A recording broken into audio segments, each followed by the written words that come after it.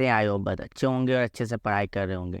तो चलिए फ्रेंड, आज का हम लोग सेशन स्टार्ट करते हैं। और जो आज का सेशन है वो अंतिम प्रहार है, जो कि जैसे कि आपको पता है कि एग्जाम डेट आ चुका है सीजीएल का। ओके, तो अब हम लोग अंतिम प्रहार की ओर चलेंगे। डैट मीन्स हम लोग फुल प्रैक्टिस पे चलेंगे, जिनका कंप्यूटर में अच्छे से हो चुका है और रिवीजन कर सकते हैं यहाँ से, ठीक है। और प्रीवियस ईयर क्वेश्चन जो आपका जेएसएससी में आया हुआ उस टाइप का मैं क्वेश्चन लेके आया हूँ। तो बिना देरी किए हुए आगे बढ़ते हैं, ठीक है। चलिए, first question, the two major types of computer chips are.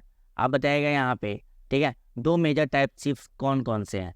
External memory, primary memory, micro processor, both BNC, ठीक है। तो आपको यहाँ पता है कि यहाँ पे दो मेजर टाइप का होगा, both A and B, both A and B. जो भी बोथ ए एंड बी बता रहा है वो सही है, बाकी लोग गलत है, ठीक है। आगे बढ़ते हैं। विच of the flowing represent the symptom of the virus when the computer restart every few minute. जब हमारा कंप्यूटर हर फ्यू मिनट में अगर स्टार्ट होता है तो वो कैसा वायरस आया रहता है? तो क्रैसिन टाइप का वायरस आया रहता है, ठीक है। ये क्वेश्चन थोड़ा सा आपको टफ लगा होगा, बट ऐसा ही क्वेश्चन आपको देखने को मिलेगा आगे, ठीक है। चलिए, एग्जाम में कुछ ऐसा ही क्वेश्चन अब देखने को मिलेगा, क्योंकि सीजीएल भी बहुत, सीजीएल छोटा मोटा तो पोस्ट है नहीं, ठीक है। तो वहाँ पे टफ क्वेश्चन आ सकता है, इसीलिए हम लोग उस लेवल पे हम लोग यहाँ पे तैयारी कर रहे हैं, ठीक है। Which of the following is an output device. इसमें से आउटपुट डिवाइस कौन सा है? OCR device, projector, magnetic character या स्कैनर। देखो, एमआईसीआर, स्कैनर और ओसीआर ये तीनों इनपुट डिवाइस है, ठीक है। इसमें जो प्रोजेक्टर है ये आउटपुट डिवाइस है। और आउटपुट डिवाइस में और क्या क्या हो सकता है? आपका आउटपुट डिवाइस में प्रिंटर हो सकता है, ठीक है, प्लॉटर हो सकता है, ठीक है, स्पीकर हो सकता है। ये सब आपका इनपुट डिवाइस है, सॉरी आउटपुट डिवाइस है, ठीक है। तो आप लोग इसको याद रखिएगा, ओके। चलिए next, IBM 360 was developed in which of the following generation of computer? IBM 360 कौन से जनरेशन में हुआ था? फर्स्ट जनरेशन, सेकंड या थर्ड या फोर्थ? चलो, अभी फिलहाल मैं ये बताने से पहले मैं कुछ बताता हूँ। फर्स्ट जनरेशन में आपका था वैक्यूम ट्यूब, ठीक है। फर्स्ट जनरेशन में वैक्यूम ट्यूब था, ओके, ठीक है। सेकेंड जनरेशन में आपका था ट्रांजिस्टर, ठीक है। थर्ड जनरेशन में आपका था इंटीग्रेटेड सर्किट, इंटीग्रेटेड सर्किट, ठीक है। एंड फोर्थ जनरेशन में आपका था VLSI, very large setup computer, VLSI, okay, ठीक है। अब इसका आंसर जो भी बता रहे हैं ऑप्शन सी, थर्ड जनरेशन, वो सही है। इंटीग्रेटेड सर्किट में IBM 360 आता है, ठीक है। तो आप लोग यहाँ पे फोर्थ जनरेशन तक याद भी रखिएगा। फर्स्ट में आपका वैक्यूम ट्यूब, सेकंड में ट्रांजिस्टर, थर्ड में इंटीग्रेटेड सर्किट, उसी में IBM आता है, फोर्थ में VLSI और फिफ्थ में बोलेगा तो ULSI, ठीक है। चलो आगे बढ़ते हैं, ठीक है। पहले आंसर आ चुका, कोई दिक्कत नहीं है। I is an electronic device that receive a weak signal and regenerated. कौन सा ऐसा चीज़ है जो रीजनरेट करता है सिग्नल को? तो उसको रिपीटर कहते हैं। अच्छा, हब किसको कहता है? हब समझना, हब क्या होता है ना, जैसे एक टाइप का सॉकेट होता है जिसमें बहुत सारे डिवाइस को हम कनेक्ट कर सकते हैं, ठीक है। अगर मान लो ये इससे पूरा डिवाइस कनेक्ट हो रहा है तो इसको हम लोग हब कहते हैं, ठीक है। स्विच किसको, अगर ऑन ऑफ करने का स्विच करता है। और आउटर का मतलब वो क्या करता है, वो सिग्नल को आगे भेजता है। जैसे हम लोग अभी नेट चलाते हैं तो नेट में राउटर लगा रहता है हमारे पास, ठीक है, तो वो राउटर आगे सप्लाई करता है, ठीक है। और रिपीटर क्या करता है, वो आपका लो फ्रीक्वेंसी हो जाता है, उसको हाई फ्रीक्वेंसी में चेंज करता है, ठीक है। नेक्स्ट क्वेश्चन आपके पास देखिएगा, sir Tim Berners Lee, a British computer scientist, invented the inventory world wide web in, ठीक है। बताइए इसमें से कि, ठीक है, तो आपके जो www है, www इसको इन्वेंट करने वाले थे टिम बर्नर्स ली, ठीक है। और यहाँ पूछा जा रहा है इसका डेट बताइए, कब ये इन्वेंट किए थे? तो ये 1990 में इन्वेंट किए थे। कब किए थे ये? 1990 में इन्वेंट किए थे, ठीक है, 1990 में। अगर इस सेशन से आपको जरूर कुछ अगर बेनिफिट मिला है जरूर शेयर करिए, और जो इस चैनल में नए हैं वो जरूर सब्सक्राइब कीजिएगा, ठीक है। आपका सब्सक्रिप्शन, आपका कमेंट ही मुझे मोटिवेट करता है और मैं ऐसे आपके लिए ले आ सकता हूँ, ऐसा ही सेट, ठीक है। The ALU of a computer respond to the command coming from. Computer का ALU किस से आने वाले आदेशों को जवाब देता है? पहली बात तो ALU का फुल फॉर्म बताइए, जल्दी से ALU का फुल फॉर्म सब बताइएगा, ठीक है। अर्थमेटिकल लॉजिकल या लॉजिक यूनिट बोल सकते हो, ठीक है, ओके। तो यहाँ पे कैचे मेमोरी होगा नहीं। प्राइमरी मेमोरी में आपका, प्राइमरी मेमोरी में क्या क्या आता है वो जल्दी से बताइएगा।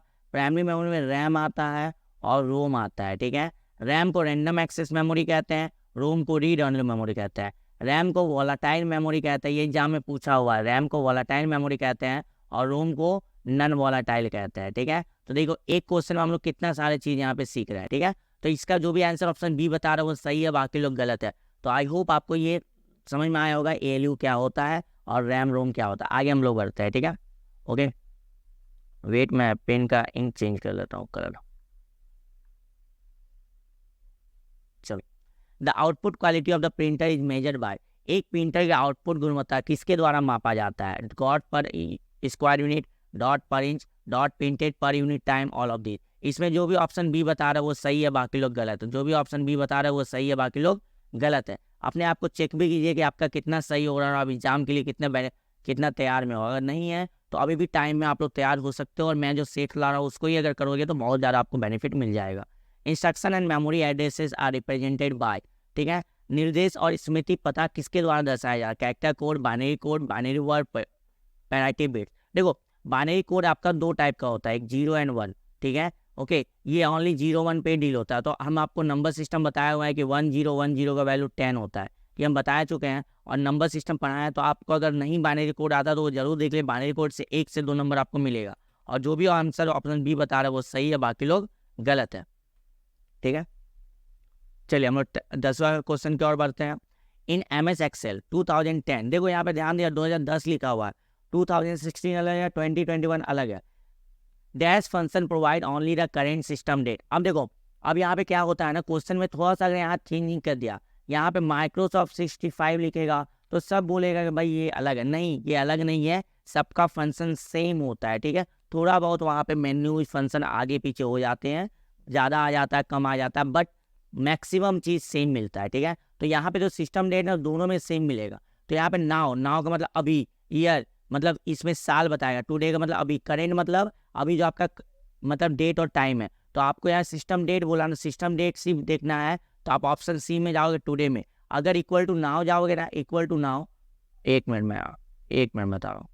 अगर इक्वल टू नाउ में जाते हो ना, अगर इक्वल टू नाउ, ठीक है, तो यहाँ पे आपको डेट एंड टाइम दोनों देगा, डेट एंड टाइम दोनों देगा, याद रखिएगा इस चीज़ को, ठीक है। और ध्यान दीजिए एक्सेल में कभी भी कोई भी फंक्शन यूज करिएगा तो इक्वल टू का सिंबल के साथ यूज कीजिएगा, ये अपने माइंड में आपको सेटअप करके रखना है, ठीक है, ये भूलना नहीं है, ओके।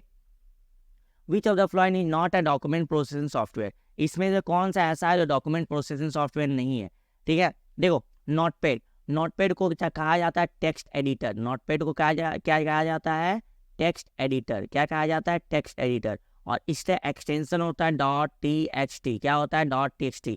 माइक्रोसॉफ्ट वर्ड को कहा जाता है वर्ड प्रोसेसर, ध्यान दीजिएगा, मेरे हर वर्ड पे ध्यान दीजिएगा आप लोग, ठीक है, वर्ड प्रोसेसर। और वर्ड प्रोसेसर का अगर एक्सटेंशन पूछे तो .docx, ओके।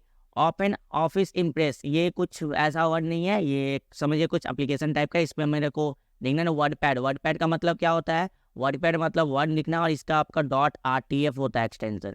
तो जो भी इसका आंसर ऑप्शन सी बता रहे हैं वो सही है, बाकी लोग गलत है, ठीक है। जो भी ऑप्शन सी बता रहे हैं वो सही है, बाकी लोग गलत है, ठीक है। चलो हम नेक्स्ट क्वेश्चन की ओर बढ़ते हैं, ओके। आप जरूर कॉमेंट कीजिएगा कैसा सेशन लग रहा है आपको, ठीक है। Which of the following is a symbol that must be used in email address, email address में कौन सा सिंबल यूज करता है? आपको पता है सर ये होता है, ठीक है। बट यहाँ पे और क्वेश्चन बन सकता है, हैज कहाँ पे यूज होता है?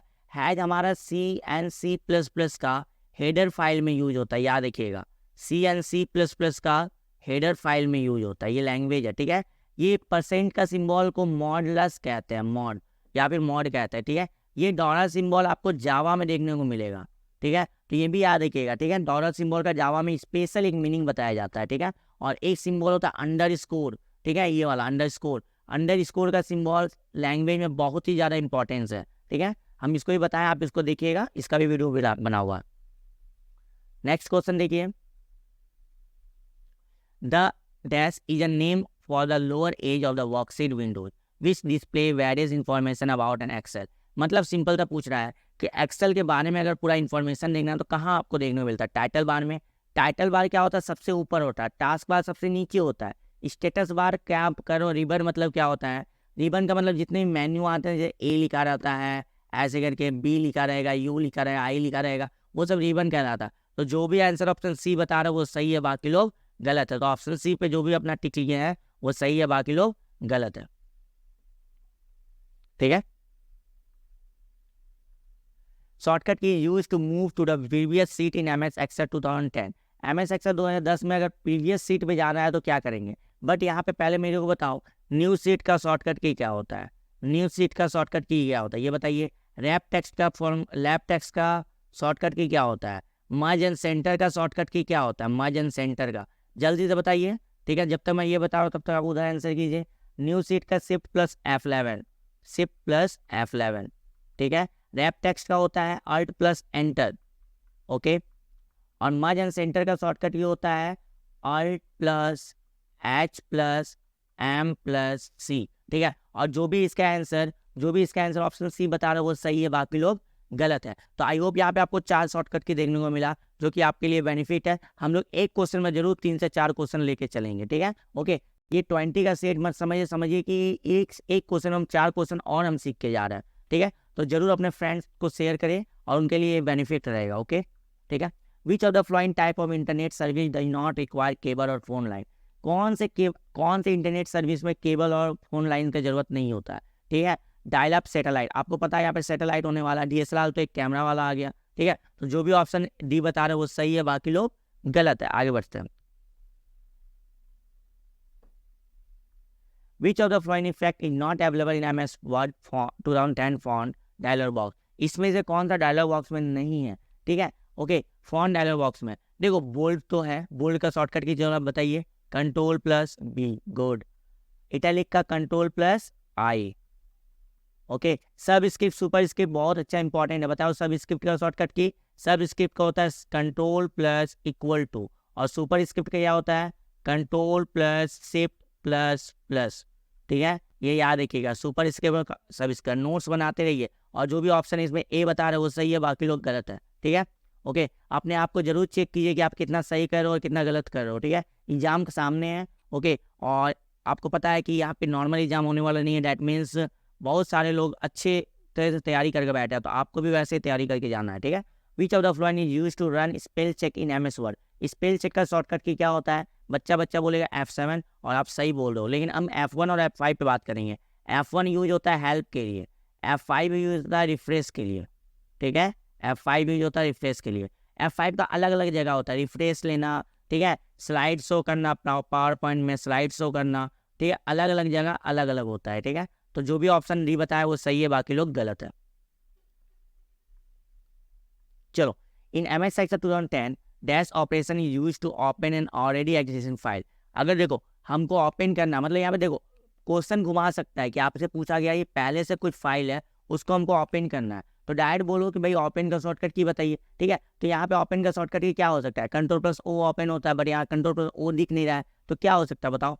ठीक है, कंट्रोल प्लस एक्स, यहाँ पे हमको लग रहा है कुछ गलत होगा, चलो देख लेते हैं। कंट्रोल प्लस ए, एक्स से कट होता है, एन से न्यू होता है, कंट्रोल वी से पेस्ट होता है, और कंट्रोल वाई से रीडो होता है। ठीक है, और इसका आंसर होना चाहिए कंट्रोल प्लस ओ, जो कि ऑप्शन में नहीं है, तो आप ऑप्शन में नहीं जाइएगा। ठीक है, यहाँ पे गलत बताया, कंट्रोल प्लस एन न्यू अगर फाइल हो तो यहाँ पे एग्जिस्टिंग फाइल बोल रहा है तो कंट्रोल प्लस ओ जाइएगा। ठीक है, चलो। The field is an email indicate the purpose of email. Email को अगर इंडिकेट करना है तो कौन सा अप्रोच करें, BCC फ्रॉम सब्जेक्ट टू। इसका आंसर जो भी ऑप्शन सी बता रहे हैं वो सही है, बाकी लोग गलत है। ठीक है, and last question but not list. Okay, हम लोग और भी आगे बढ़ेंगे, बट आज का हम लोग ये सेशन का लास्ट क्वेश्चन करेंगे। The two major type of computer chips are, ये हम लोग पहले ही बता चुके हैं, बोथ BNC होगा। ठीक है, तो बहुत बहुत थैंक यू आप लोग का जो इतने देर तक बने रहे। जो भी चैनल में नए हैं जरूर अपने दोस्तों को शेयर करिए और जरूर सब्सक्राइब करें। मिलते हैं हम नेक्स्ट वीडियो में, तब तक के लिए थैंक यू। कमेंट करके बताइएगा कि कैसा आपको आज का वीडियो लगा।